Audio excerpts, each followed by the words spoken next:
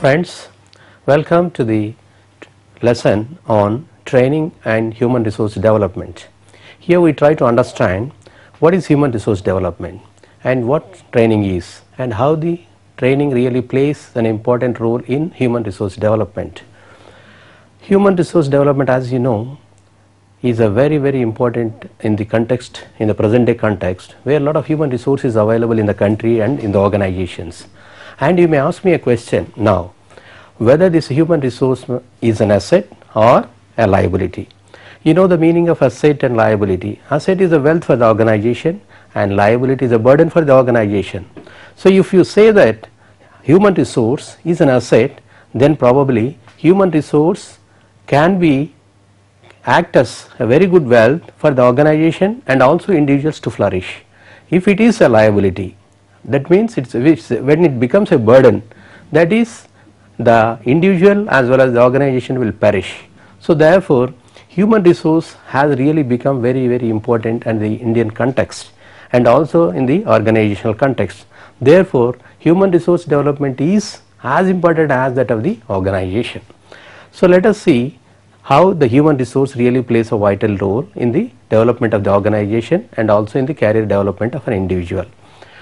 So the individuals, the human resource, the individuals or the human beings have certain potentialities by nature, and if they are nurtured well, they will become an asset to the organization. Let me cite a small story here. In one of the situations, an eagle egg happens to be mixed with the chicken eggs, eagle egg, chicken eggs, and the chicken has brooded over the eggs, and finally the chicks and the eagle chick, let us say eagle chick, chicks and the eagle chick have emerged out of the eggs,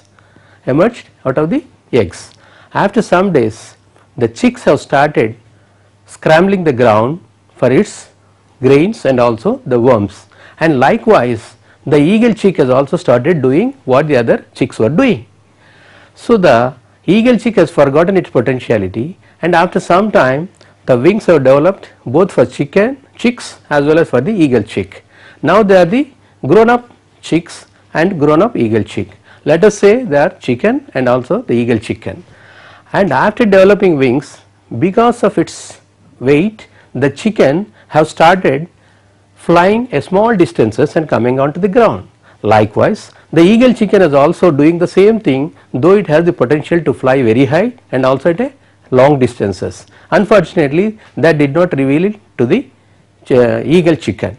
So after some time the eagle chicken has seen one of the birds flying in the sky very majestically. Then it has asked a question to its friend, neighbor friend chicken, what is the bird that is flying very majestically?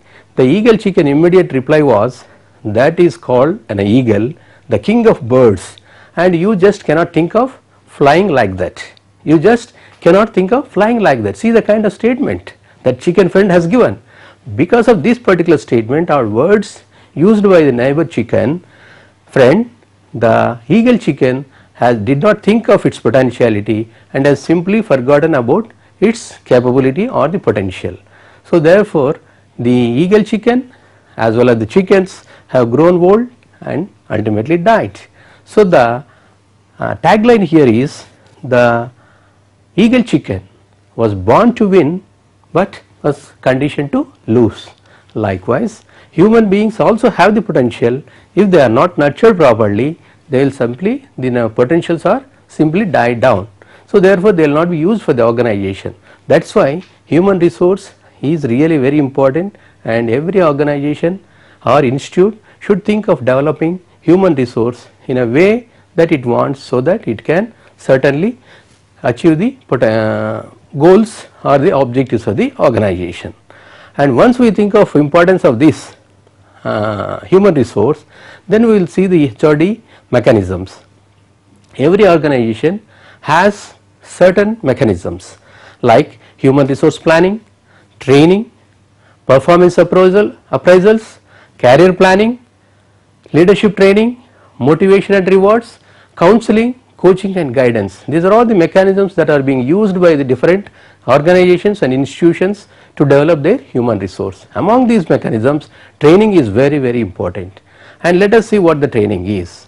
The training facilitate the training, mind you, the training facilitate the individuals to acquire knowledge, skills, attitudes to do the job for the organizational growth. So, to develop potential, knowledge and skills, training is very important. Enhances individuals' efficiency here, so that training the organizational objectives can be met with, and facilitate to perform assigned tasks very systematically, and facilitate the individual to think and solve the problems by using local resources. That is another very important aspect dimension in the training, and process of attitudinal change also takes place here. And another important thing is people or the trainees unlearn and then learn the new skills and new knowledge here, and it also helps in enhancing the professionalism. These are all the advantages or the merits of the training. And look at this particular illustrious cartoon figure here. If I had 8 hours to chop a particular tree, I would spend 6 hours sharpening my axe. Here the axe is referred as the trainee and the sharpening is referred as the training. So, if you train the trainee, certainly the objectives of the organization can be very easily met in a very systematic way and in a very fruitful way, and therefore every trainee, every employee should get training, should receive training in a particular field where he or she has interest, or probably based on the training need analysis. And if you look at this training process is a very complex activity. It appears to be very simple, but it is a very, very complex process. Many people many a times think that it is simply think that they communicate to others and change will occur, but it is not so. It does not happen just like that. It is a very complex process, and training process is underestimated or probably oversimplified, and therefore in real terms or in real sense, designing and preparation of training consumes more time than the delivery of the training. That you must understand. Preparation and designing of the training consume more time than the delivery of the training. That is very important, that you should keep in mind. And therefore, these important aspects of training are curriculum development, course outline, lesson plan. If you do this, we can assure consistency in the training program. And all the benefits, if you look at these benefits of the training program to organizations are many. Leads to improved economic activity, because already the trainee has got knowledge and skills, and therefore he can perform the job very easily. That is why the organization will grow, and it leads to improved economic activity and improved job knowledge and skills. It also improves morale of the employees. That is also another important aspect which we need to think of, and probably that is the benefit of the training program, and helps people identify with organizational goals. This is another area where the training will expose you to the organizational goals, which can be easily met with after the training is over, and facilitates in developing leadership skills. This is another very important dimension that is there, or that is in the training program. Helps to eliminate fear in attempting new tasks, because tasks always gets changed. The organizations are dynamic in nature, tasks gets changed, and whenever new task is there, training is necessary. When training is taken or received, the job can be easily attempted, and we can take up to new tasks and achieving them. If you look at this again, another very simple cartoon which you all know pretty well, which you all know this, and here the crow is simply dropping the stones into the pot to bring the water up. That means the crow here is trained, and it is using its local resources like stones to get the water up, so that it drinks the water. It is just like related to the organizational goals and also the training. And once we see the learners or the trainees, and then learning theories are very important. These theories we term them as theories of andragogy. Andragogy is adult learning. Andragogy is adult learning. Here the training is given to the adults, and adults have different ways of learning. Adults have different ways of learning, and these are different theories, and there are different theories how people learn, and therefore we need to take into consideration. each one has a particular way of learning, each trainee has a particular way of learning. A learner may learn in a different way, the other learner may learn in a different way. That the trainer has to look into this before giving a training program. And adult learners bring in a great deal of experience, that is also very important, because this is an andragogy program, they have a lot of experience. We must take that experience into consideration before designing a program and also delivering a program. Their learning should be need based, their learning should be always need based, theory alone will not help, and therefore practical aspects also to be incorporated into the training, then only it will be fruitful and successful. Then the different theories are there, like sensory evaluation theory. Here all the senses have to, all the senses have to occur at a given point of time, so that learning will be fruitful. The senses, you know, I think probably I do not have to tell about that, but senses are see, touching, no, smelling. So all these are all hearing, all these are all senses. If all these senses are activated, then the learning will be much more faster and fruitful.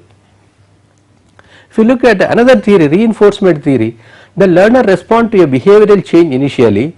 This desired change need to be continued, then it has to be reinforced, and reinforcement could be rewards, success stories, etc. Let me just give an example, like the learner suppose acquires a new knowledge, and if you think that the particular learner has acquired new knowledge or skill, then probably you may ask the learner to spell out before the group of the people, so that he will gain in confidence. That becomes a reinforcement for him to continue that desired change. Then if you look at the holistic learning theory, the individuals has an inbuilt personality dimensions. These dimensions could be intellectual dimension, emotional dimension, intuition, creativity, and analytical dimension. If the learning activities can instigate these dimensions, the learning will be much more fruitful, For this, for example, you can employ all the training methods, like your lecture method, your brainstorming method, your seminar method, your interaction method, your exposure method. If all these methods, different methods are involved, I think you can instigate the dimensions which we have already said, that intellectual and other dimensions, so that the learning will be much more easy and fruitful. Then if you look at the cognitive or the Gestalt approach, individuals' learning depends on their needs and concerns at a given point of time. This makes the subjective interpretations by the learners at a different context on the same need, and therefore we must be very careful in planning the training program when the trainees are called at the right training program at right time, Then facilitation theory also gives us a kind of a humanistic approach. This is, a trainer acts as a facilitator here, and the trainees will learn based on the kind of freedom and interaction that is given to them. This again a kind of case study can be given to them, given to the trainees, and they can analyze that, and the trainer can facilitate, so that the trainee can analyze and put before the group of the people, so that he will gain in confidence, and this practice also can be implemented in the training situation. Then you have experiential learning theory. This experiential learning, the trainee should reflect on the real experience. Without reflections, people would continue to repeat mistakes. So therefore the learning cycle consists of experience, reflection, and experimentation. For this, for example, if you had a kind of an innovative approach, an innovative program is given to them, like for example in case of agriculture, a drum seeder technology. A drum seeder technology is a new innovation for that particular area, so that the trainee gains an experience by handling the drum seeder. After that, he will try to reflect upon his back home situations and try to experiment on that, so that it will be very easy for him. Then action learning theory. There can be no learning without action and no action without learning. This is also another important theory which we can use in the training program situation. For example, if you have a new innovation like zero tillage cultivation, zero tillage maize cultivation, the learner will act upon that, will lay out in his field this new innovation, and then learn out of that, and then probably these learnings will go in a long way to transfer it to the other people also in his area. Then the adult learners some learning styles are also there. There are only two types of learning styles which are very important, which you need to understand: the direct learning style and the discovery learning style. But in our case, the discovery learning style is really very important for these adult learners, because they have rich experience, they can really brood upon that, and so that the discovery learning is very important, and it will certainly give them enough experience or enough exposure so that this training method can be always used in a very fruitful way. Then lastly, we need to look at the training cycle. This training cycle, when we design the training cycle becomes very important. And this training cycle, if you look at this figure, so look at it, you have the training need assessment. First step is training need assessment. A specialist of the training program tries to analyze the needs of the trainers or trainees, and then probably that goes into picture like a training plan or action plan is initiated. Here the training plan consists of the institutional merits, demerits, and also organizational objectives, organizational goals, and resource persons, and other logistics of the training institutions. All these are taken into consideration in the training plan. The third aspect is training designing. So designing already we have dealt in other topic, and therefore the design consists of training need analysis, curriculum development, lesson plans, training methods, and the aids required for the training. All these are taken into consideration in the designing.